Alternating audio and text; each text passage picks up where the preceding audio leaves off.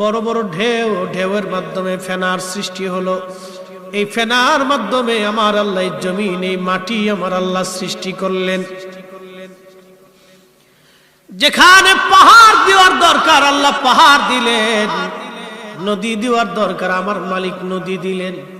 পদ্মা, মেঘনা, যমুনা, পৃথিবীর বড় বড় নদী, ওই দজলা নদী বলেন, ফোরাত নদী বলেন, নীল নদ বলেন, মরুভূমির ভিতর দিয়ে, আমাজন জঙ্গলের ভিতর দিয়ে, সুন্দর বনের ভিতর দিয়ে আল্লাহ পাক ক্যানেল, খাল কেটে দিয়েছেন আমার আল্লাহ।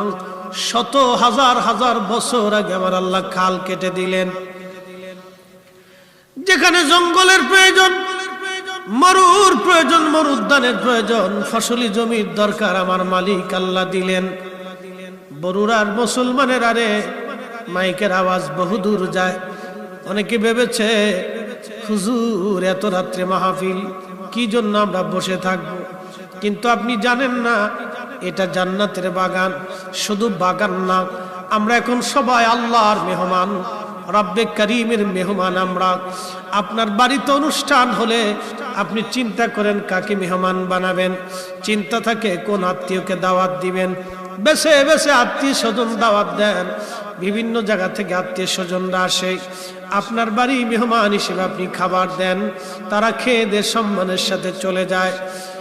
এ মুসলমান, এই মাহফিল আল্লাহর জান্নাতের বাগান। আল্লাহর জান্নাতের বাগানে যারা বসে থাকে তারা আল্লাহর জান্নাতি মেহমান। আল্লাহ এখানে নাম লিস্ট করে করে, বাছাই করে করে আমার আল্লাহ এখানে দাওয়াত দিয়ে আপনাকে যাকে কবুল করেছে রাত 12টার সময়, তারাই শুধুমাত্র এই বাগানে বসে আছে। কথা বলেন ঠিক কিনা? শুধু এতটুকুন বুঝে যাবেন যে আমরা মর্যাদাপূর্ণ কেন।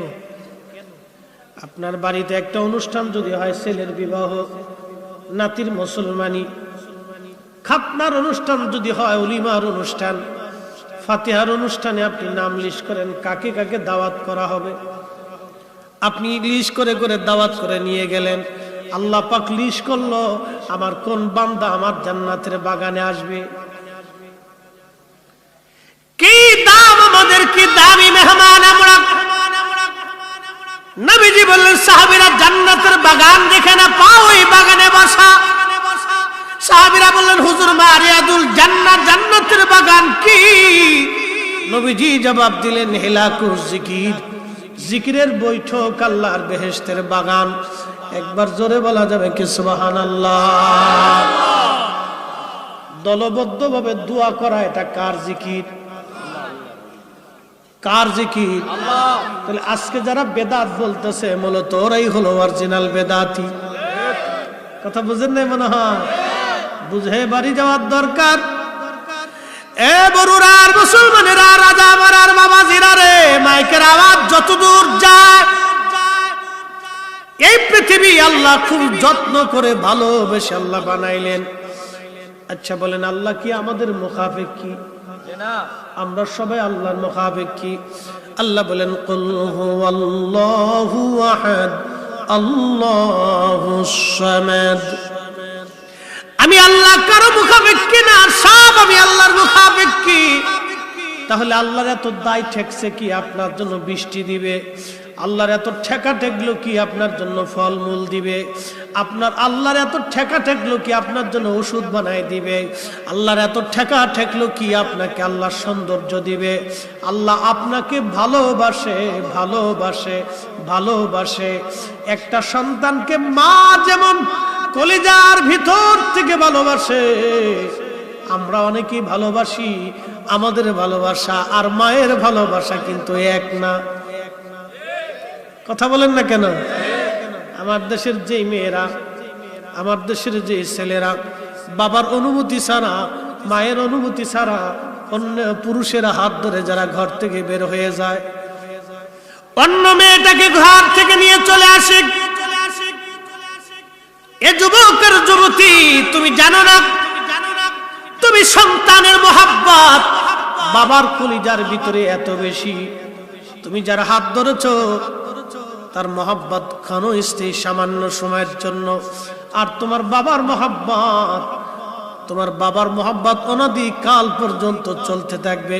মেহেশরের মাঠেও একটা বাবা যদি জান্নাতে যায় চিন্তা করবে, আহা আমার সন্তানদেরকে যদি নিয়ে যেতে পারতাম।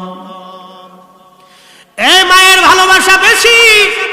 পৃথিবীতে একটা মা সন্তানকে কলিজার ভিতর থেকে ভালোবাসে, কলিজার ভিতর থেকে ভালোবাসে। আল্লাহর নবী একদিন মেলার মধ্যে চলে গেলেন, বাণিজ্য মেলা হলো মদিনাতে। সাহাবা একরাম দেখলেন একটা মহিলা একটা বাচ্চাকে জড়িয়ে ধরে কাঁদতেছে। নবী বললেন, সাহাবীরা রে, ওই মহিলা কেন বাচ্চাটাকে জড়িয়ে ধরে কাঁদে, বলবা কি? সাহাবীরা বলেন, ইয়া নবী আল্লাহ, এই জন্য কাঁদে গো নবীজি, এই জন্য কাঁদে যে ওই মহিলার বাচ্চা মেলার মধ্যে হারিয়ে গিয়েছিল, ওই বাচ্চাটাকে সে খুঁজে পাইছে। মা সন্তান পাওয়ার আনন্দে জড়িয়ে ধরে ধরে মা কাঁদতেছে, জড়িয়ে ধরে ধরে মা কাঁদে। হুজুর, এই কান্না আনন্দের কান্না, এই কান্নাটা খুশির কান্না। আল্লাহ নবী ডাক দেয় বলেন, সাহাবীরা রে, তোমরা জানো আল্লাহ পাক ভালোবাসাটাকে 100 ভাগে ভাগ করলেন। একটা ভাগ আল্লাহ পাক তামাম সৃষ্টির মধ্যে আল্লাহ দিলেন। মায়ের হৃদয়ের ভিতরে আল্লাহ সন্তানের প্রতি ভালোবাসা দিলেন। এই জন্য দেখবেন একটা মা শীতের মধ্যে রাত্রিবেলা ঠান্ডায় মা ঘুমায়, কিন্তু বাচ্চাটাকে মা কম্বল কাঁথা দিয়ে জড়িয়ে ধরে রাখে। আল্লাহ কোরআনে বললেন, রাব্বির হামহুমা কামা রাব্বায়ানি সগীরা। আল্লাহ বলেন, আলহামদুলিল্লাহি রাব্বিল আলামিন। আমি সেই আল্লাহর আলহামদুলিল্লাহ, সমস্ত প্রশংসা সেই আল্লাহর জন্য। কোন আল্লাহ? কে আল্লাহ? কি আল্লাহ? কোন আল্লাহ? কে আল্লাহ? কি আল্লাহ? তার পরিচয় আল্লাহ পরের অংশ দিয়া বললেন, আলহামদুলিল্লাহ সেই আল্লাহ রব্বিল আলামিন।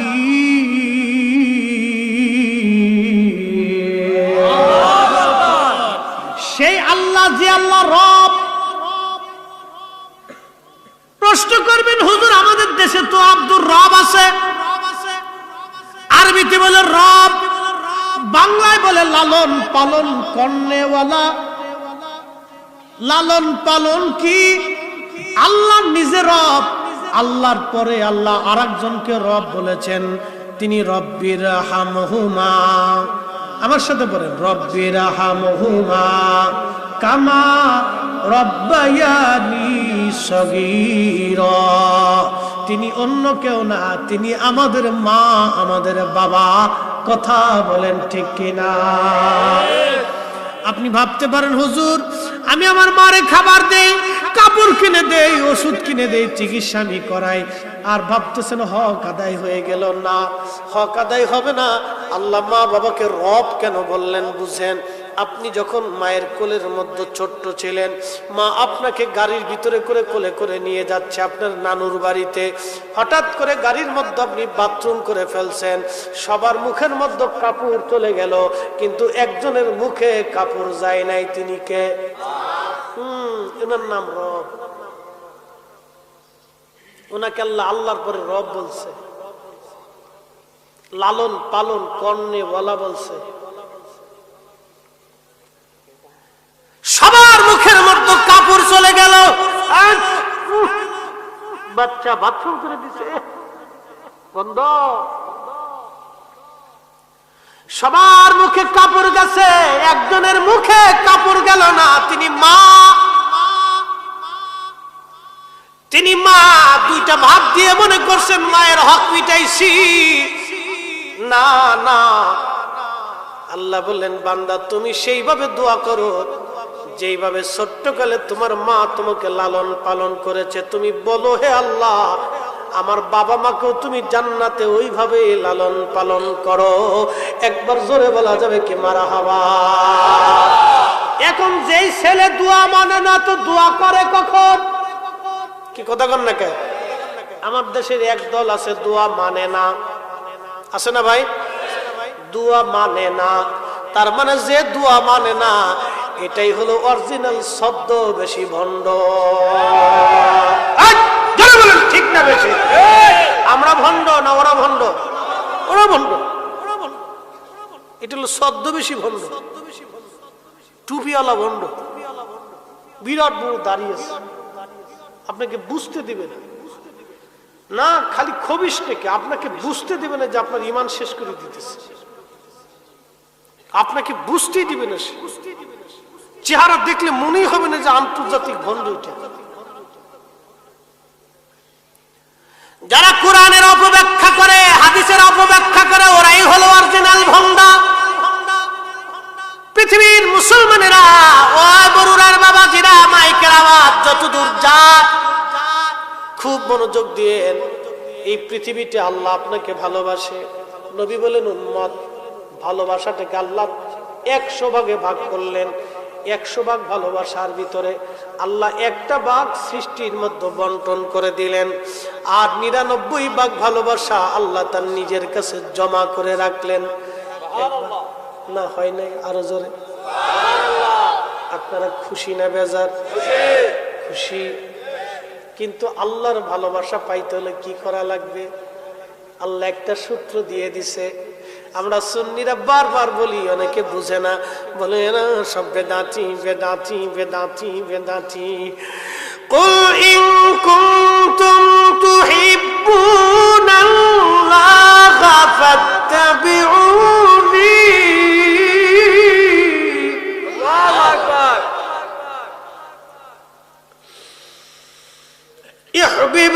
ইউহিব্বুকুমুল্লাহু ওয়া ইয়াগফির লাকুম যুনুবাকুম। আল্লাহু গফুর।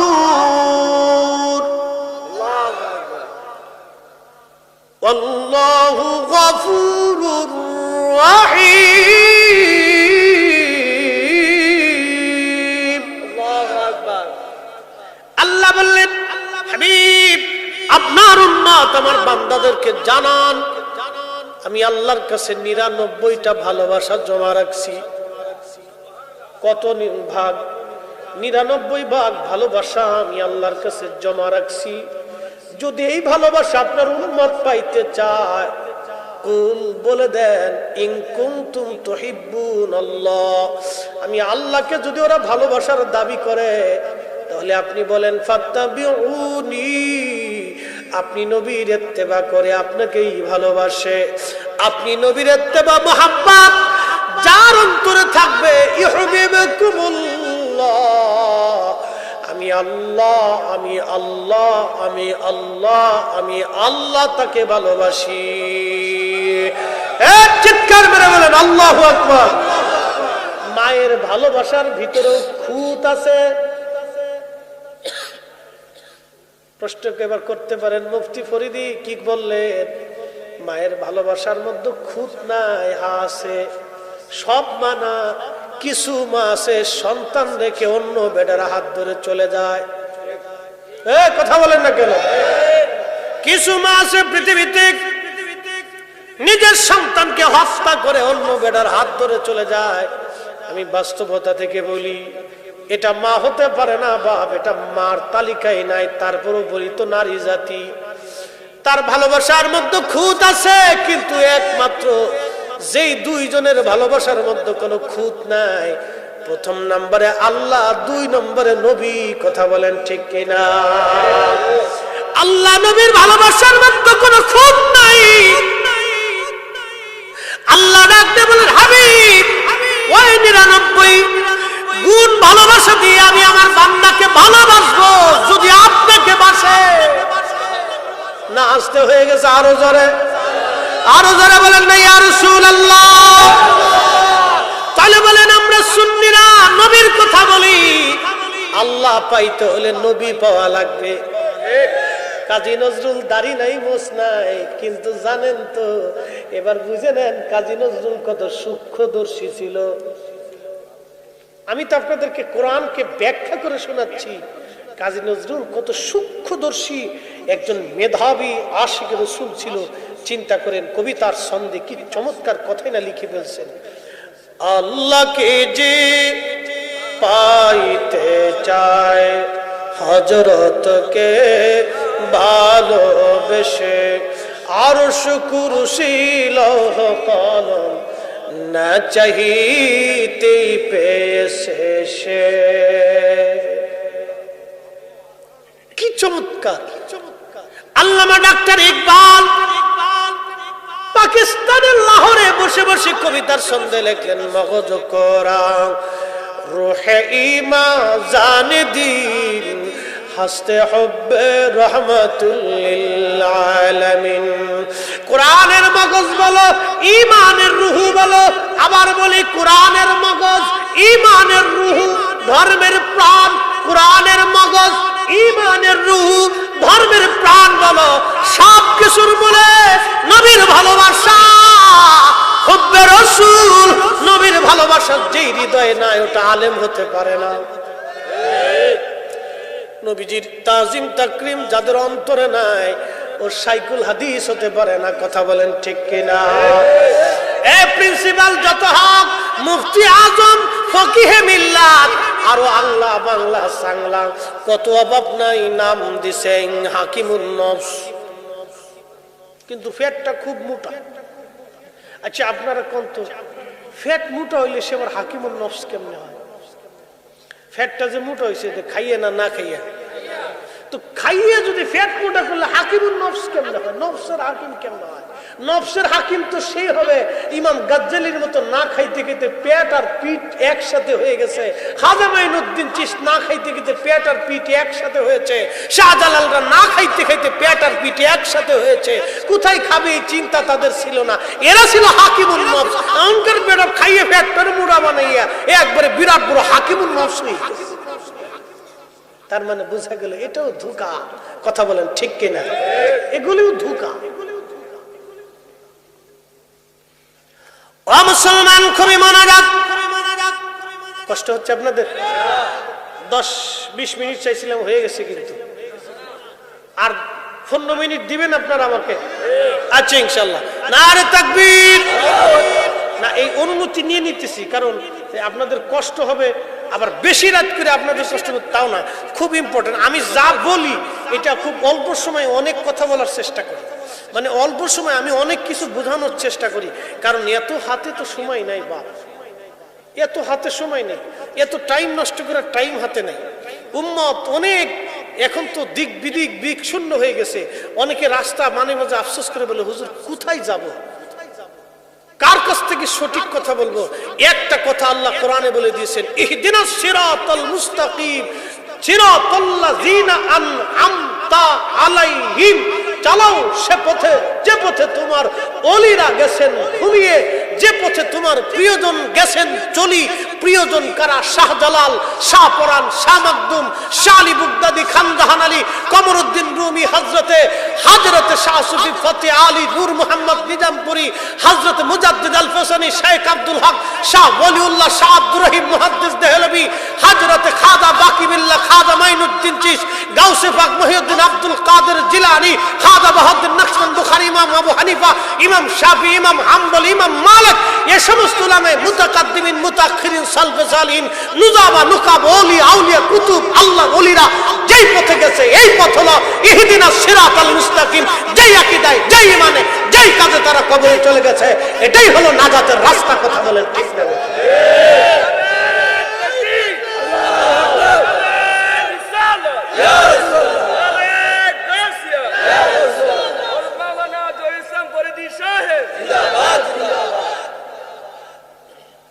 প্রিয় মুসলমান, সময়ের সংক্ষিপ্ততায় আল্লাহ বললেন, আমি ওই 99 প্রকার ভালোবাসা পুরাটা দিয়ে আমি তার ভালোবাসি। ওয়ায়াগফিরু লাকুম যুনুবাকুম ওয়াল্লাহু গফুরুর রহিম। শুধু খালি ভালোবাসি না, আমার বান্দার জীবনে যদি কোনো অপরাধ হয়ে যায়, গুনাহ হয়ে যায়, আমি আল্লাহ সমস্ত গুনাহগুলিকে একবারে মিটাই দেই, নিষ্পাপ বানাইয়া তাকে মাসুম বানাইয়া আমি আল্লাহ তার ওলি বানাই নেই। একবার আওয়াজ তুলে বলা যাবে কি ইয়া রাসূলুল্লাহ? তাহলে আল্লাহ পাইতে হলে নবী, কথা বলেন, আল্লাহ পাইতে হলে নবী, নবী ছাড়া আল্লাহ পাওয়া যায় না, ঠিক কিনা? এই জন্য আমরা সুন্নিরা আমাদের যত গুনাহ হোক না কেন, ইয়া নবী সালামু আলাইকা বললে আমরা আর বসতে পারি না। আমরা তখন আর নিজেকে বসিয়ে রাখতে পারি। যারা নিজেকে বসিয়ে রাখে তারা অনেক বড় ইবাদত গুজার। মানে এত ইবাদত করছে যে ইবাদত করতে করতে বুজুর্গ আলাইহিস সালাম এত পরিমাণে হয়েছে যে শয়তানের চাইতে বেশি করে আলাইছে। হ্যাঁ, ওরে সর্বনাশ, একবারে সেজদাত যে ফরছে আর উঠে না, ফুরিয়ে দিছে। এইরকম সেজদা দিতে দিতে কপালে খুব সুন্দর দাগও পড়ছে, মাশাআল্লাহ, ফুলে টেবা হয়ে গেছে। আচ্ছা ভালো কথা, ফুলে টেবা হয়েছে, ভালো করছে, করুক, অসুবিধা নেই। কিন্তু আমার প্রশ্ন হলো, এই ফাগরি সাগরি বান্দা নামাজ কালাম পড়ার পরে এরপরে এসে আল্লাহ রসুলের সাথে বিয়াদবি করে, হাই হাই হাই, কেমনে বুঝাবেন বলেন তো? আজকের আমাদের চেয়ারম্যান মহোদয় যদি চিন্তা করেন কালকে রাজা মারায় 50 মণ দুধ সবাই ফিরিয়ে দিব, তো দুধ খাওয়ার জন্য নেওয়ার জন্য সবাই ঘটি কম্বল লাঠি লোডা মোডা বদনা বালটি যা আছে নিয়ে এসেছে। বাঙালি ফিরি পাইলি তো আলকাতরা সাইডে দেখে যে এটা ঠিক আছে কিনা দেখি। তো চেয়ারম্যান সাহেব ওই আপনার 50 মণ দুধের লগে এক পেয়ালা গরুর মুতও ছেড়ে দিছে। গরুর প্রস্রাব সারার পরে, আচ্ছা বলেন 50 মণ দুধ কেউ কি নেবে? এক পেয়ালা গরুর প্রস্রাব 50 মণ দুধকে হারাম করে দিল, কিন্তু 50 মণ দুধে এক পেয়ালা গরুর মুতকে হালাল করতে পারে না। তার অর্থটা বুঝে যাবেন। 50 বছর ইবাদত হবে, তাহাজ্জুদ হবে, জিকির হবে, ফিকির হবে, নামাজ হবে, রোজা হবে, কালেমা হবে, দান হবে, সদকা হবে, আপনার জীবনে বহু ইবাদত হবে। আপনি মাকামে ইব্রাহিমে বসে বসে কানবেন, আল্লাহর ঘরে গিলাপ ধরে কাবা শরীফের পাথরের ঘরটা ধরে সুন্দর করে কেঁদে কেঁদে চুমাকে আল্লাহর কাছে বারবার বারবার ক্ষমা চাবেন, দোয়া চাবেন। খোদার কসম করে বলি, 50 মণ দুধের ভিতরে এক পেয়ালা গরুর মুত প্রস্রাব ছেড়ে দিলে যা হয়, 50 বছর ইবাদত করে নবীর সাথে বেয়াদবি করলে তাই হয়। এখন আপনি যদি না বুঝেন তাহলে আপনার বুঝের দোষ, আমার বুঝানোর দোষ না। আপনি যদি না বুঝেন তাহলে আপনার বুঝের দোষ, আমি আপনাকে বুঝাইতে পারিনি, অর্থাৎ আপনি বুঝেন না। তো আপনি বুঝেন না তো আমি করব,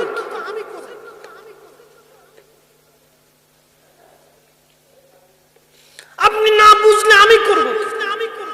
ইমামুল আজম আবু হানিফা 100 বার আল্লাহ তাকে স্বপ্ন দেখাইছে। কতবার? তাহলে আল্লাহ তারে ভালোবাসে না নাকি বলে? এই লোকটা মদিনায় যাওয়ার পরে 7 দিন পরে ইমাম মালিক রে বললেন, মালিক আমাকে বিদায় দাও, মদিনার থেকে চলে যাও।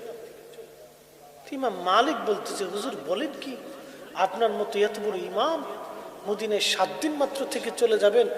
মদিনায় কত মানুষ এসে সারা জীবন মদিনা কাটাইতে চায়, আপনি চলে যেতে চান? ইমাম আজম আবু হানিফা ডেকে বলে, ইমাম মালিক রে, আমি তো একজন মানুষ, কি করে আমি মদিনাতে থাকবো বলো তো? আমি তো মারা যাব। বলে, হুজুর কি হয়েছে আপনার? বলে, ইমাম মালিক রে, যে রোগে তোমারে ধরছে ওই রোগেও আমারে ধরছে। ইমাম মালিক 80 বছর মদিনায় জুতা স্যান্ডেল পরে নাই, 80 বছর ধরে মদিনাতে জুতা স্যান্ডেল পায় দেয় নাই, পায়খানা প্রস্রাব মদিনার হাউদের মধ্যে করে নাই। একবার জোরে বলা যাবে কি মারহাবা? ইমাম মালিক ডেকে বলল, হুজুর কি বলেন আপনি? বলে, ইমাম মালিক রে, আজকে 7 দিন হলো আমি ইমাম আজম আবু হানিফা 7 দিন ধরে আমি পায়খানা প্রস্রাব করি না। বলো ইমাম মালিক, যে মদিনার মাটির মধ্যে নবী ঘুমায়, ওই মদিনার মাটির মধ্যে আমি কি করে পায়খানা প্রস্রাব করি? চিৎকার মেরে বলা যাবে কি ইয়া রাসূলুল্লাহ? আমি এই মোহাব্বত আপনাকে কি করে বোঝাবো বলেন তো? আমি রসুলের প্রতি তাজিম আপনাকে কি করে বোঝাবো? কোন দলিল দিয়ে বোঝাবো বলেন তো? অথচ পৃথিবীর 4 আলেমের 2 আলেম, পৃথিবীর 4 ইমামের 2 ইমাম, ইমাম মালিককে ভালোবাসার কারণে নবীজি 100 বার স্বপ্নে দেখি কথা বলেছিলেন, আর ইমাম আবু হানিফাকে আল্লাহ ভালোবেসে তার সাথে 100 বার স্বপ্নে কথা বলেছিলেন। আমি কি করে আপনাকে বুঝাবো বলেন তো?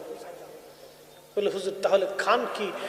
ইমাম আবু হানিফা বললেন, ইমাম মালিক 7 দিনে মাত্র 7টা খেজুর খেয়ে আমি বেঁচে আছি। 7 দিনে মাত্র 7টা খেজুর খেয়ে আমি বেঁচে আছি। আমি খানা খাই না, কারণ বাথরুমে ধরবে। বাথরুমে ধরলে কোন মাটির মধ্যে আমি বাথরুম করব, যে মাটির ভিতরে আমার নবী ঘুমিয়ে আছে। ইমাম মালিক রে, পানি আমি পান করি না, হাতের মধ্যে পানি ঢেলে এই হাতের মধ্যে জিহ্বা দিয়ে চেটে আমি কোন রকম কলিজা ঠান্ডা করি, কলিজা আমি ঠান্ডা করি। কারণ রে, যদি পানি পান করি বেশি করে তো প্রস্রাবে আমাকে ধরবে। আমি এই মদিনার মাটির মধ্যে কম জায়গা প্রস্রাব করব, যেই মাটির মধ্যে আমার নবী ঘুমায় গেছে।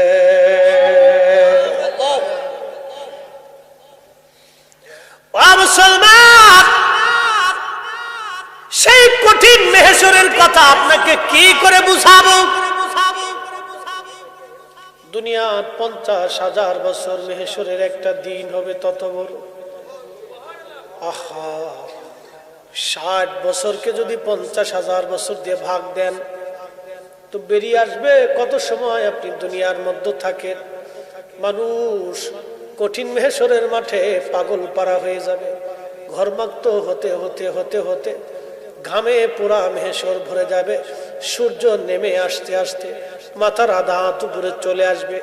অনেকের মগজ গলে যাবে, অনেকের জিহ্বা বের হয়ে নাভি পর্যন্ত ঝুলে যাবে। কি কঠিন বিভৎস সেই দিন! 1000 বছর পার হয়, আমার আল্লাহ কাহ্হার হয়ে বসে আছে, রাগান্বিত হয়ে আছে। সৃষ্টির প্রতি আল্লাহ রাগ। আল্লাহ বললেন আর রহমানির রহিম, আমি রহমান, আমি রহিম, আমি দয়াল, আমি দয়ালু। এরপর আল্লাহ বলেন মালিকি ইয়াউমিদ্দিন,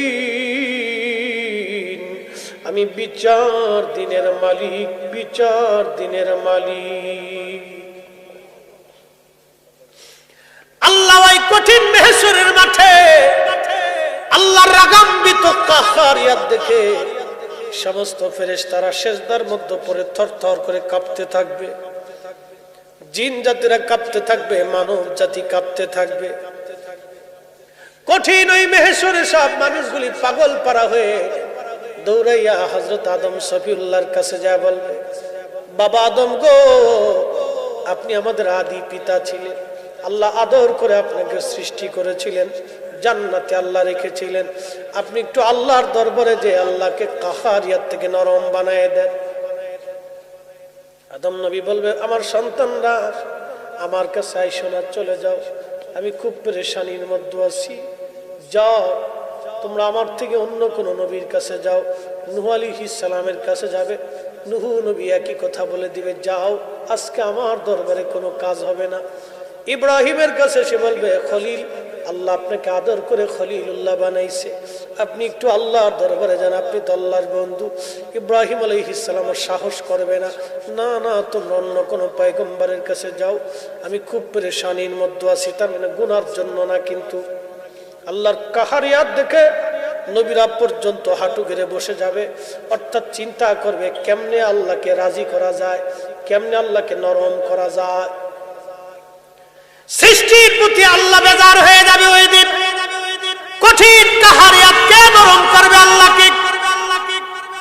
সব মানুষেরা দৌড়াইয়া মুসা কালিমুল্লাহর কাছে যাবে। মুসা, তুমি তো কালিমুল্লাহ, আল্লাহর দরবারে যাও, আল্লাহর সাথে কথা বলো। কালিমুল্লাহ বলবে, না গো, আজকে আমার পক্ষে জোরে বলা যাবে কি ইয়া রাসূলুল্লাহ, শ্রেষ্ঠ নবী দিলাম রে তরিয়ে নিতে রোজ হাসরে।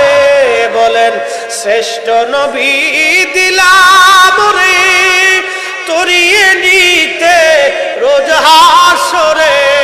পথ না ভুলি তাই তো দিলে পথ না ভুলি, তাই তো দিলে পাক কুরআনের বাণী।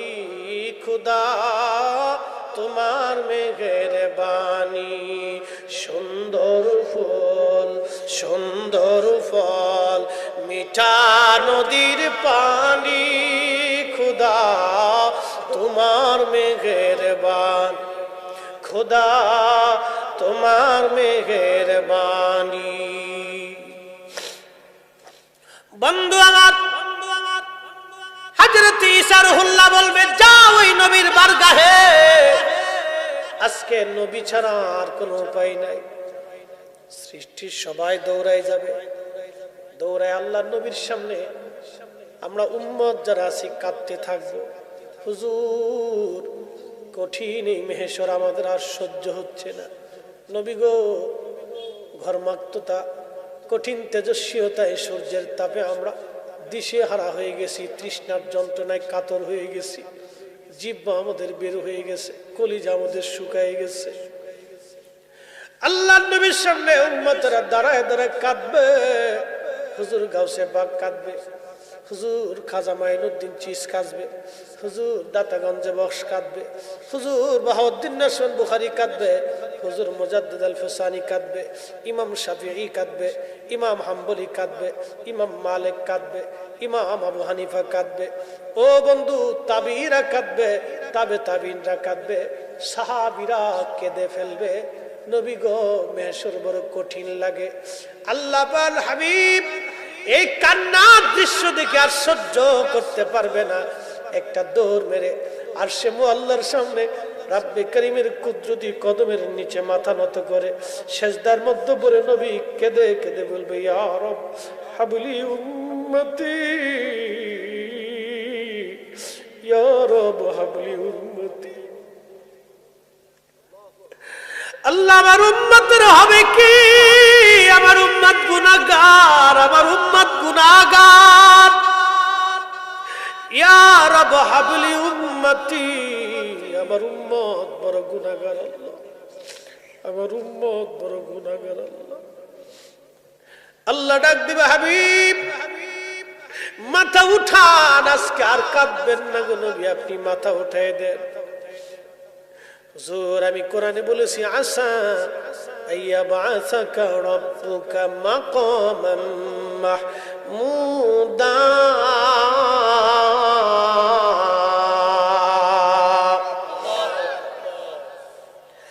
আমি আল্লাহ আপনাকে মাকামে মাহমুদ দেব, মাকামে মাহমুদ।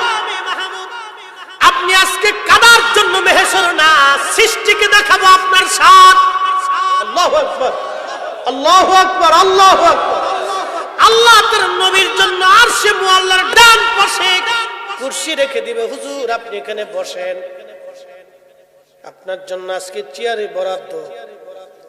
আহা, মেহেশরের মাঠে সব যখন সেজদার মধ্যে মাথা নত করে কাঁদতে থাকবে, সেই দিনে নবী আল্লাহর ডান পাশে বসবে।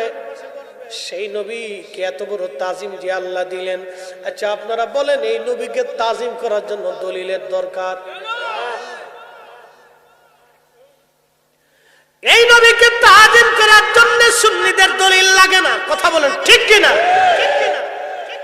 যাদের দলিল লাগে তাদের ব্যাপারে আল্লাহ বলছেন, ওয়ালিল্লাহিল ইজ্জাতু ওয়ালি রাসূলিহি ওয়ালিল মুমিনিনা ওয়ালাকিন্নাল মুনাফিকিনা লা ইয়ালামুন।